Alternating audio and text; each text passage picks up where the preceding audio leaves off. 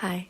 It's always awkward when I start these, but I have my coffee, and my coffee is on top of this, and I'm sitting on my bed. I have been very shy. I have been very hesitant, that's a good word, about filming this because I'm quite shy about it. And this time, because I obviously moved, I don't know if you could tell, I have my room next to the kitchen and everybody can hear me very well because the doors are not good. So, and I'm also very shy talking, again, because I'm not doing this very often anymore, you know.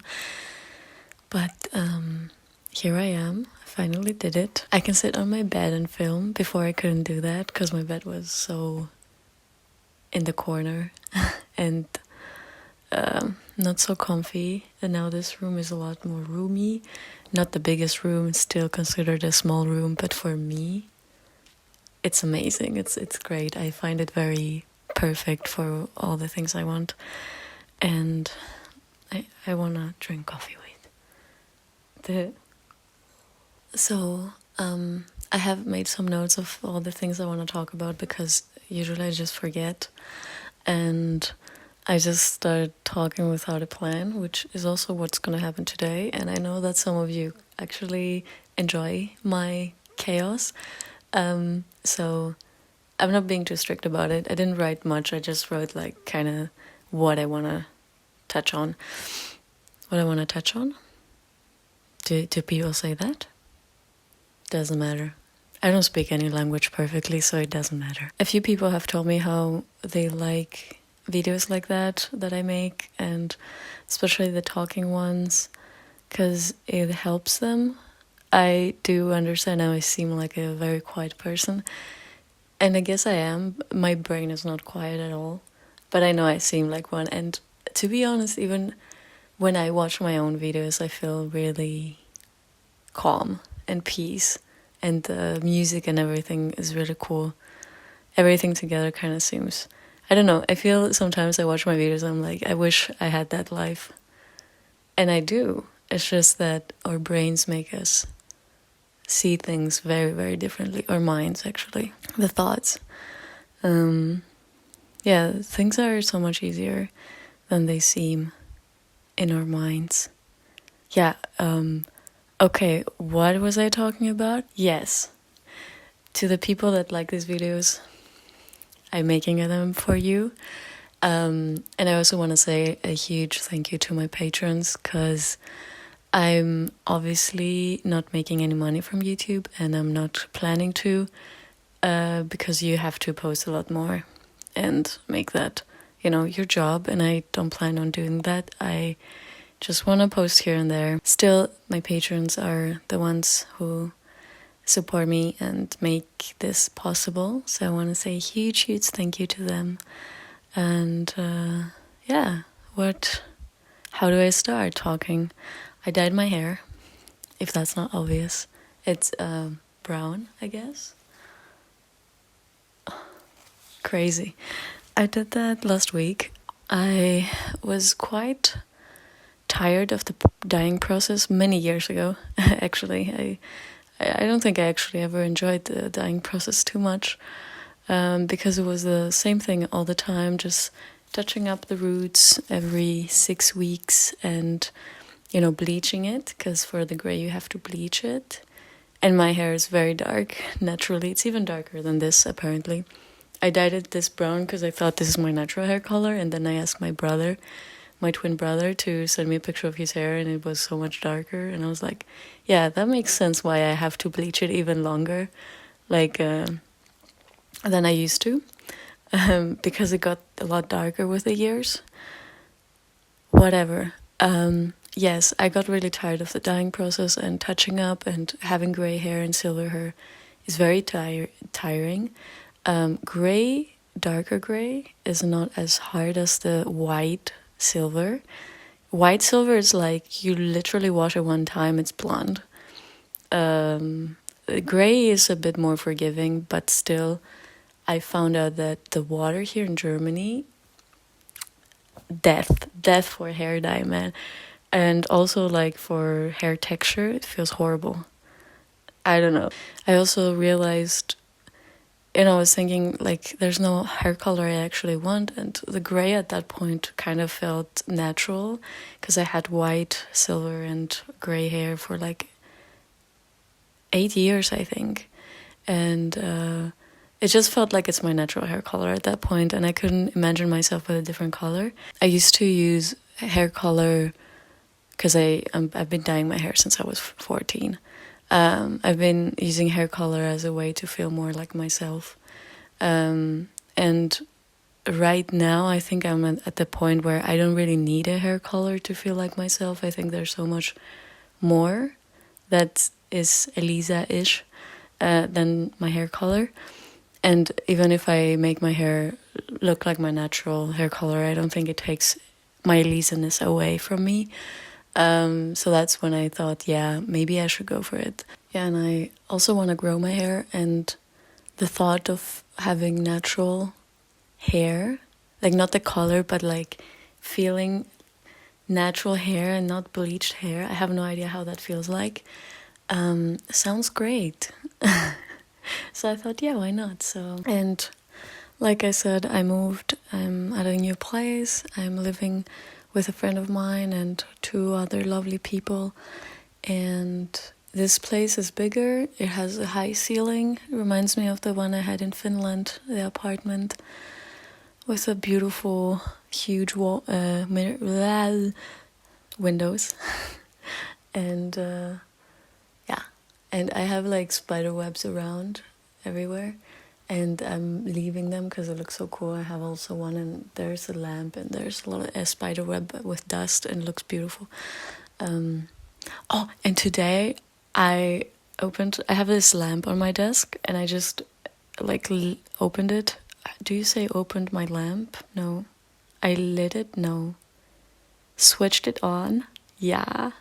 And I saw that during the night, probably a spider went on it and did its thing. There's like spider web all around it, and it looks very beautiful. So I'm gonna try my best not to change the position or touch anything because that looks so cool. I'm gonna show you later if I remember. I also have a little balcony, but it doesn't look great right now because it was raining. But it's very tiny, and I don't know. Balconies are cool. I did the booklet, and it was great. I got very nice feedback about it, which made me very, very happy.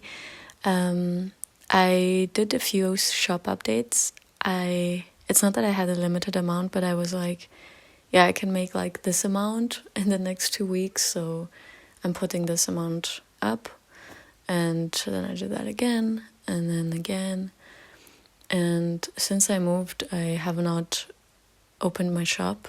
I told to somebody that asked me, now that I remember, that I would, and I totally forgot. I'm really sorry. Personally to you, I'm sorry I lied to you. I have to do that though. But the thing is, I want to make products to open my shop again and, have new stuff. And yeah, booklet.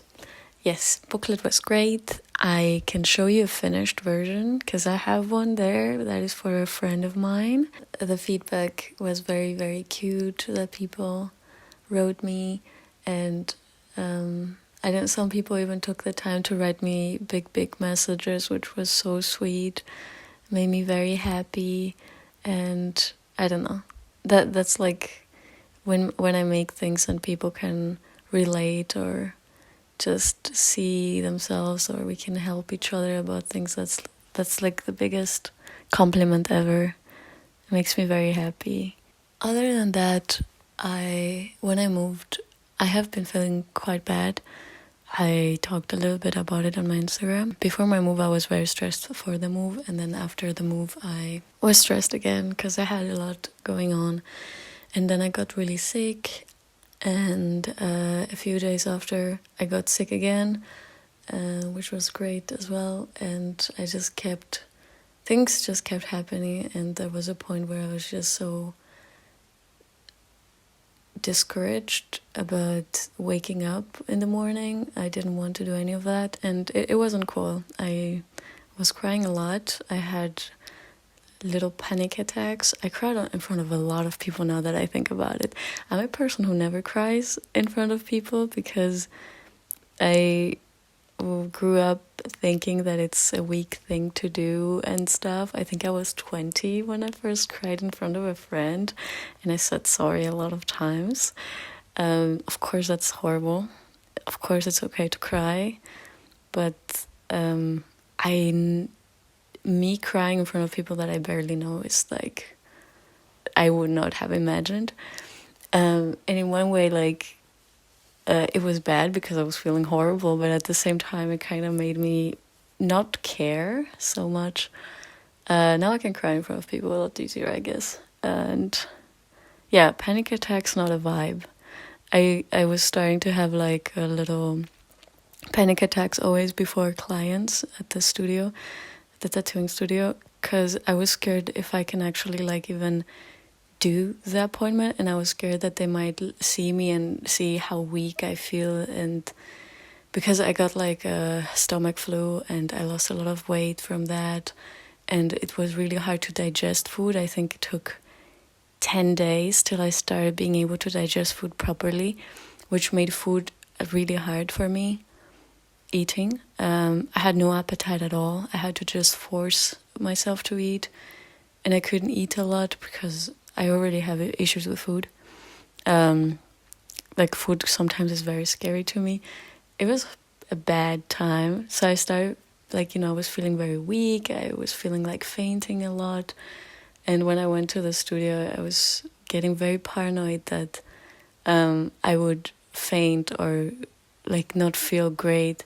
And just the thought, and if you think about anxiety, it gets worse. Yeah, it got worse. So I always had like this little panic attacks before people would come. But I'm totally fine now. I gained my weight back, and yeah, I'm doing great. It was really bad for like 3 weeks, and then now that it's March, it got a lot better. I went out of it, and like the whole sadness kind of vibe, and I started routine, which is always really good for me, and I found my will to live again, and it's great. Yeah, that was like one of the worst. I don't remember feeling worse than that since I got better many years ago. I mean, that used to be my permanent at some point, but now it's not, definitely, and it has never been this bad for like, is it 6 years since I got better? Yeah, that was a vibe. We're going very mental health here now. Okay, let me have a sip, because coffee getting cold. I mean, the booklet in the first place was my journey, my mental journey, when it came to Germany, and how things changed for me in my brain, and in general, I still struggle so much about a lot of things. I don't remember if I really touched on this. No, how do you say this? You get it. I'm sure you do. Doesn't matter. I don't have to know really good English, okay? I think I talked a little bit about it on the booklet or about something similar, but in Finland, I made this... How do I explain it? Like, I grew up in a very dysfunctional environment, and that was... Yes, let's say that. So when I went to Finland, I had to learn new things. I had to learn myself. I had to learn how to be around people, how to do stuff. Okay, camera's back. I used to have this routine that I would just work a lot, all day actually, and I would not see many people. I didn't have many friends, and it would be only specific times a week that I would see anybody, like maybe twice a week I would see somebody. I was, of course, also living with my ex, but we wouldn't really do much together because he was also working a lot, so we would just spend time while we eat lunch. Yeah. That sounds sad. So I just worked a lot, and I did enjoy it and all, and I spent also time with myself, and I went for walks here and there with myself, and then also saw my friends 2 times a week. Then coming here now, it's hard. It's different. It's very different. Here I see a lot more people and for a longer time, and I also have my studio tattooing kind of thing going on, and my work suddenly doesn't feel like it fits the same way, because obviously this job was created by me having so much time in my hands, and now I don't have that. I find my tattooing job kind of like a extension of my business, let's say, because a lot of people know me from Instagram, and that's how they come to me. Some people know me for many, many years, and it's very cute and all, you know? So it's kind of like something that comes with my business.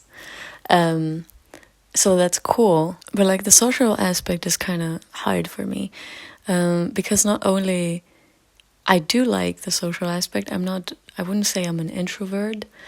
I enjoy being around people, makes me very happy, gives me so much energy. But switching to go back to working, I find that so hard. Maybe if I work during the day and then I go out, yeah, that's okay.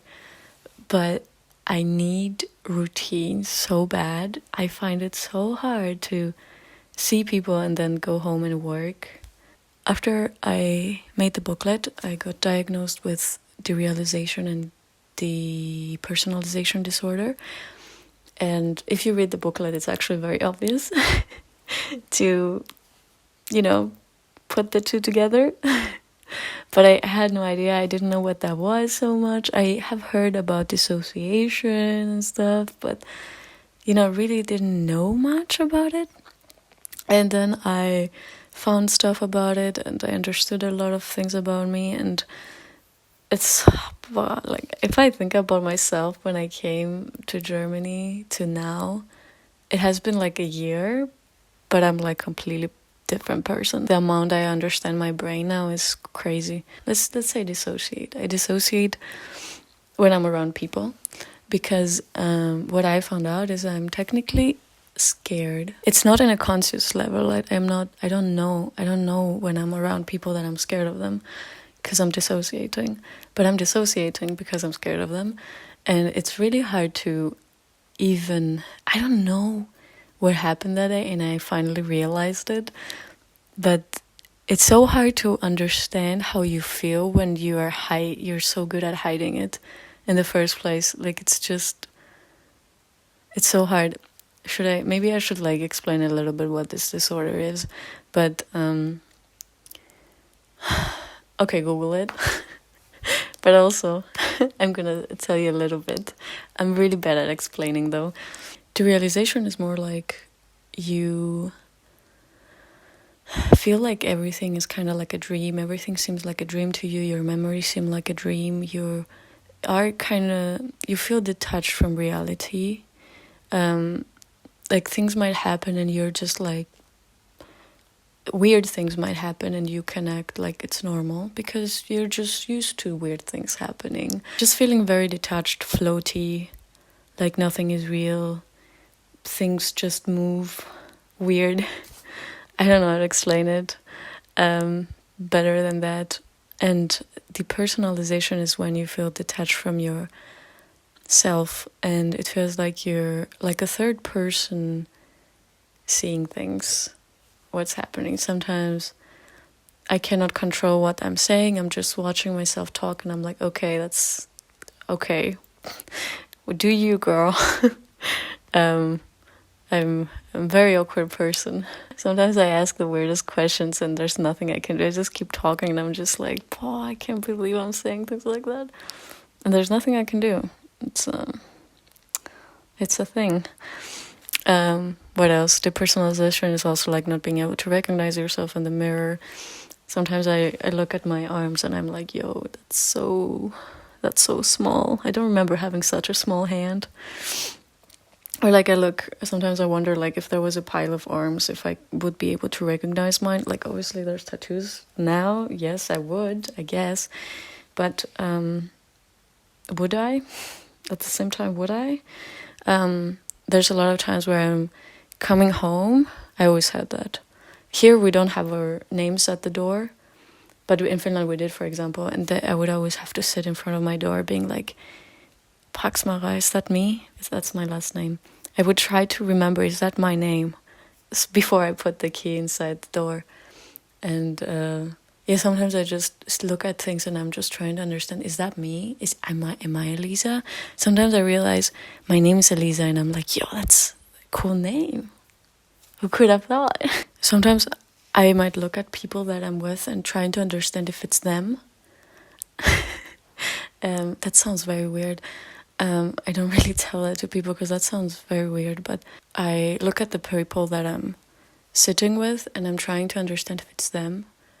Because for a bit, I'm not really sure who they are. Like, I know that I know them. I'm just trying to remember, are they that person that I think they are? It's a very strange feeling, but I'm used to it. Because I've been having that since I was a child. I don't remember my life not having this. But yeah, and I do that because I grew up being very scared and anxious. And these things like you might have, that I mentioned, you might have experienced to a specific degree. It's a very normal way of the mind to try to help you when you have anxiety. However, it's called a disorder when you have it for more than just a few minutes, days, and so on. And I guess I developed it because of how scared I was when I was a child, and now it is what it is. I technically, as soon as I go around people, I completely dissociate. And then go back to work, it's really hard to get back to it because when I'm at work, I'm myself. I like pearls. I have an obsession with pearls lately. It doesn't have anything to do with what I was just saying, but I just wanted to say it. I can understand myself a lot better than I used to. Very good, very nice.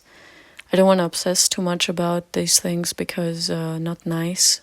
I also, 2 months ago, I found out I'm a very anxious person, which whoever meets me and knows me a little bit more than just a hello, I guess, or I don't know, I dissociate so much, you probably don't know anything about me. A lot of people don't. I'm learning to talk about my feelings, not because I feel them, but because I remember writing them in my journal. Because I dissociate. Yeah, I've been finding it hard to find a balance. And I've been very occupied with my brain, learning about it. And I want to find a balance, and I will find a balance. And if I don't, I will die trying. Because I really, really need to find a balance. So that's basically my main issue and why I'm not as active, and sometimes I am and then I'm not, and why everything is all over the place, and I am trying my best, and I feel like telling you makes me feel a little bit better because now it's not just my head. Now I kind of understand why this is happening. I want to be more active on Instagram and I don't know, do whatever the algorithm wants. Reels, hello, sure, yeah, I'll do that. And I want to do more cool things for patrons because they have been supporting me so much the past year, even though I'm like on and off all the time, struggling. They have read it all because I do like newsletter, posts every month. I write I make it like a letter, like as if I'm writing a letter to them, with little stuff and updates, and I don't remember exactly what I've said this year, but no, the past whole year, like since last March, but must be a lot. It is what it is, and I'm very thankful that they're still supporting me. I find it crazy, actually. When I was feeling sad and sick and not wanting to wake up, I was just thinking about them, and it made me so happy. I don't know. Cutest beings. And I'm not saying that I only appreciate them. I appreciate all of you who want to support me and are here, and you don't have to give me money for me to appreciate you. Obviously. I guess that's a little update of how things have been going. If you relate to any of that, or you just want to write stuff, want to tell me things that might help, or you want to share your story, even if it has nothing to do with what I said, feel free to write on the comments or write me as a message. And yeah, I can also show you my tattoos. I did some on my arm. I did this one. It's a Dobson Bots Bird Fly. something fly. Looks very aggressive. I did it on Christmas because it was my Christmas present. And then I wrote also this one. It's Greek. You can barely see it. Perfect. There's also a white tattoo underneath it, but I don't think it's very visible right now. But it says, it's written with an Old English kind of font, which I made myself because there's no Greek Old English font. And it says, you do it for yourself. And I touched up this bad boy. It's still faded up there, because that's a very weird placement to do a tattoo. It just fades like there's no tomorrow. What else? I have 2 more flies. I used to have just one, and now I have 2 more. And I also have these ones. They are just weird numbers, letters, things. This is supposed to say 1,700, and this is supposed to say 9,740. Yeah. My camera is dying from battery. I filmed some clips of me decorating everything, so you'll be seeing that. And I guess before this clip there was a video of me showing you my room. And yeah, I just filmed these things because a lot of people wanted to see something like that, so here you go. Thank you for being here. Thank you. Goodbye.